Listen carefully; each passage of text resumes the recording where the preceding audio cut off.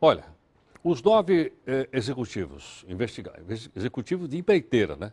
Investigados na Operação Lava Jato, eles agora vão passar para a prisão domiciliar. Eles não ganharam bem liberdade, não, porque vão ficar, veja bem, eles ganharam prisão domiciliar e vão ficar com aquele anelzinho no pé, né? Que a gente dá o nome de tornozeleira. O interrogatório do doleiro Alberto Youssef era cercado de expectativa e ele chegou cedo à sede da Justiça Federal. As lacunas no depoimento do ex-diretor de abastecimento da Petrobras, Paulo Roberto Costa, estavam relacionadas principalmente à área de contabilidade. E Alberto Youssef revelou detalhes, explicando obra por obra com informações sobre cada negociação. A importância do depoimento hoje é a jurisdicionalização da prova. É a possibilidade do exame cruzado através das outras defesas. O advogado dele espera por uma redução da pena graças à colaboração que o Youssef tem dado à Justiça. É uma colaboração que o próprio juiz já reconheceu na última sentença, quando já balizou, inclusive, a pena no mínimo, que pode ficar abaixo daquilo que nós pretendíamos. A decisão do Supremo Tribunal Federal em conceder a prisão domiciliar a 9 executivos investigados pela Operação Lava Jato foi cumprida hoje. Agora todos são monitorados por tornozeleira eletrônica e já deixaram a sede da Justiça Federal sem precisar de escolta da polícia. Ricardo foi um dos primeiros a sair, mas não falou com os jornalistas. O advogado dele comemorou a decisão. Nós ficamos muito satisfeitos com o resultado, com a decisão do Supremo Tribunal Federal, que resgata uma faceta importante da história da justiça da nossa Suprema Corte, que é a defesa dos direitos fundamentais do acusado. Os réus soltos hoje não podem conversar ou estabelecer contato entre si para não atrapalhar as investigações. Caso contrariem a decisão do Supremo Tribunal Federal, eles podem voltar a ser presos preventivamente. Bom, nós queremos entender um pouco o mecanismo, né, o mecanismo jurídico que está aí, e para isso a gente tem aqui um convidado, né, nós vamos conversar um pouco com ele, que é o criminólogo Eduardo César Leite, que está aqui conosco. Doutor Eduardo, boa noite, obrigado pela gentileza. Boa noite, bem-vindo, Eduardo. Obrigado. Tudo bem? Eduardo, baseado em que instituto jurídico, né, os advogados conseguiram, então, que eles deixassem a prisão e passassem agora a ter uma prisão domiciliar? Tem o dispositivo legal, o artigo 312 do Código de Processo Penal, que prevê que se eventualmente o réu estiver, não preencher aqueles requisitos estabelecidos na lei, obviamente ele pode e deve responder o processo em liberdade. Entretanto, nós não tivemos uma unanimidade em relação à decisão. Tanto é verdade que a soltura deles, ou seja, a revogação da prisão preventiva, e essa liberdade ela é relativa, como você bem colocou, ou seja, a tornozeleira, o fato de ter uma prisão domiciliar. Então, na verdade, uma soltura relativa. Ocorre que, em que pese ter essa previsão legal, você tem 20 e poucos processos, se não me falha a memória, são 22 ou 23 processos que estão em andamento. E que todos esses processos, a tipificação dos crimes, eles são geralmente na fraude, ou seja, num ponto sensível, né? Ou lavagem de dinheiro, né? Ou eventualmente evasão de divisas, né? Ou a questão da própria prática de corrupção dentro daqueles contratos que foram assinados com essas empresas. Então, o que acontece? Você coloca ou cria um certo temor nessa própria instrução.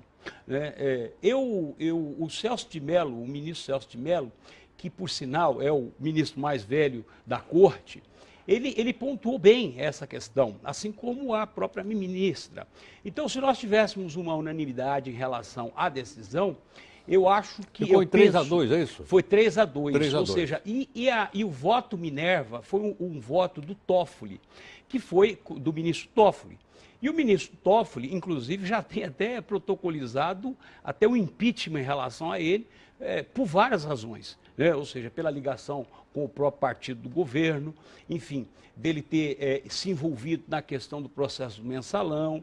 Então, há uma certa preocupação até na questão da suspeição, porque se nós formos puxar na memória, o ministro Toffoli, ele estava na primeira turma. E quem julgou foi a segunda turma. E ele pediu, de uma forma espontânea, para passar para a segunda turma, que é justamente a segunda turma que está responsável pela apreciação de todos esses habeas corpus, né, de todos esses, inclusive dos processos que estão tramitando na segunda turma, que vão investigar aqueles 30 e poucos políticos, está sob essa responsabilidade da segunda turma. Então você coloca em xeque, ou seja, a própria Suprema Corte. Se porventura tivesse ficado em 2-2, assim mesmo, isso não beneficiaria os réus? Não. Na verdade, não pode ter uma composição par, tem que ter uma composição ímpar.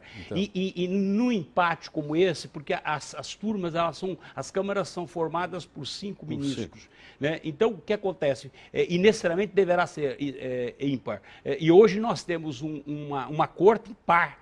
Né? Esse é o grande questionamento e a grande a manifestação. Agora, praticamente o fórum geral. correto é o Supremo Tribunal Federal para apresentar um pedido como esse? Poderia ser o Superior Tribunal de Justiça? Então, há uma questão muito discutida de supressão de instância. O que é supressão de instância? É pular uma instância.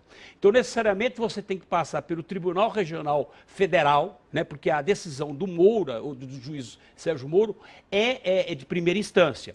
Você tem que passar pelo Tribunal Regional Federal, me parece que é a 4ª região, que é justamente a região do Paraná, de Curitiba. Ou seja, suprida isso, ou seja, negada, e você vai para o Superior Tribunal de Justiça. Né? Negado no Superior Tribunal de Justiça, você vai para o Supremo Tribunal Federal. O que houve foi uma supressão de instância, ou seja, não pulou, não passou por todas as instâncias.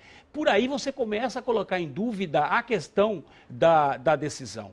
Né? Isso é uma coisa muito... E o Celso, inclusive, se não me falha a memória, ele chegou a discutir essa questão. Nós não estamos tratando de pessoas que estão investidas na função pública ou na função política que têm um foro privilegiado. Né? Ou seja, o Supremo Tribunal Federal. Nós estamos falando de pessoas normais, pessoas que têm que tramitar em primeira... aliás, nós até conversamos numa outra entrevista que eu dei aqui, que falou sobre o mensalão, que o correto seria efetivamente seguir. As pessoas que não têm foro privilegiado deveriam ter sido julgadas em primeira instância. Mas, infelizmente, naquela oportunidade, o próprio Supremo Tribunal Federal, e depois reconheceu, que acabou errando. Deveria ter sido mandado para a primeira instância, segunda, para que não houvesse aquele questionamento. Eduardo, qualquer cidadão comum poderia ter feito o mesmo caminho? O cidadão está jogado lá na cadeia, ele vai direto, o advogado dele vai direto lá no Supremo Tribunal Federal, ele sai ou não? Não. Na verdade, quando você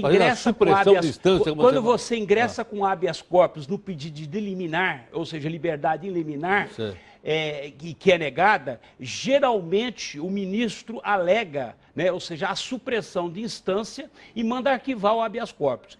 Por isso que essa questão desse habeas corpus é um habeas corpus com uma certa relatividade, ou seja, a gente não sabe qual é a legitimidade desse... É estranho isso ou não? É muito estranho. O que na verdade, o advogado porque, na verdade, o que aconteceu é o seguinte, reconheceu para um e acabou todos os demais sendo favorecidos, né? Ou seja, foi em cadeia ali, né? Porque, na verdade, foi um habeas corpus que foi impetrado e, obviamente, foi estendido aos demais. Por isso que nós já alcançamos 9. Não foram 9 habeas corpus discutidos, foi um habeas corpus discutido e, obviamente, todos eles, o resultado foi aproveitado por mais 8. Né? Essa foi a questão. Então, há uma questão, no meu entendimento, de supressão, ou seja, pula a instância.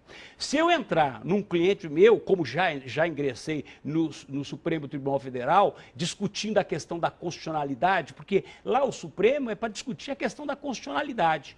Né? Geralmente, eu tive todos os meus habeas corpus que eu impetrei direto, ou seja, foram todos eles...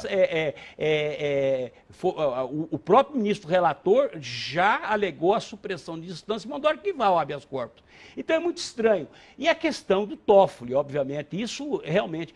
olha, Heródoto, aí eu sou advogado, ou seja, tenho 22 anos na área do júri, e o crime de homicídio é o crime mais grave que existe, e o tratamento não é igualitário, o tratamento ele é diferenciado. Nós estamos tratando tratando de processos de fraude, processos que, obviamente, de corrupção, processos que você, na verdade, compra as pessoas, ou seja, compraram as pessoas. Essa que é a grande verdade.